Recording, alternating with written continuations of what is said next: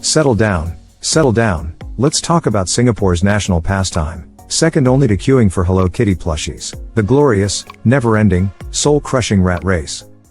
You know, that delightful scramble to climb the corporate ladder, acquire a condo with a view of other condos, and own a car that depreciates faster than a durian left in the sun.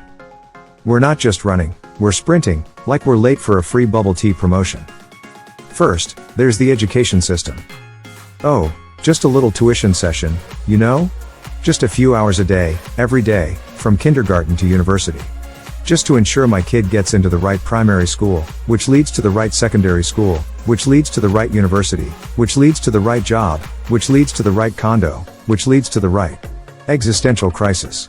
It's not that we don't believe in a well-rounded education, it's just that well-rounded in Singapore means being able to recite the entire PSLE syllabus backwards while solving a Rubik's Cube.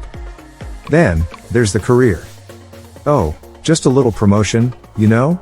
Just a few extra hours at the office, every day, every weekend, every public holiday.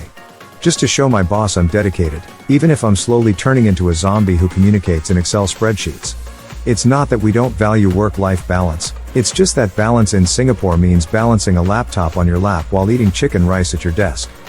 We're like those hamsters on a wheel, running and running, but always ending up in the same place, stressed and slightly more caffeinated. And don't even get me started on the housing market.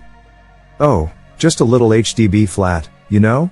Just $1 million, no big deal. Just a small price to pay for the privilege of living in a shoebox with a view of other shoeboxes.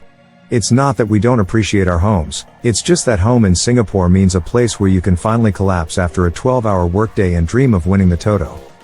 We're like those fish in a tank, swimming in circles, always chasing the illusion of a bigger pond. Then comes the social pressure. Oh, just a little gathering, you know? Just a casual catch-up with friends, where we compare salaries, condo sizes, and children's achievements. Just to remind ourselves that we're all still in the race, and someone has to be winning. It's not that we don't love our friends, it's just that friendship in Singapore means a support group for mutual kiasuing and humble bragging. We're like those birds in a cage, chirping about our latest acquisitions, always trying to outsing each other. We're like those aunties at the hawker center, always comparing the prices of char kway teow and the length of the queue.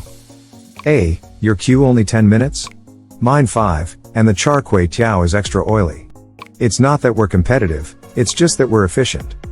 We're maximizing our time, like getting free parking at the mall. We're also maximizing our social standing, like showing off a new limited edition Starbucks tumbler. Ultimately, it's not that we're truly unhappy. It's just that we're a small island with big ambitions and even bigger anxieties.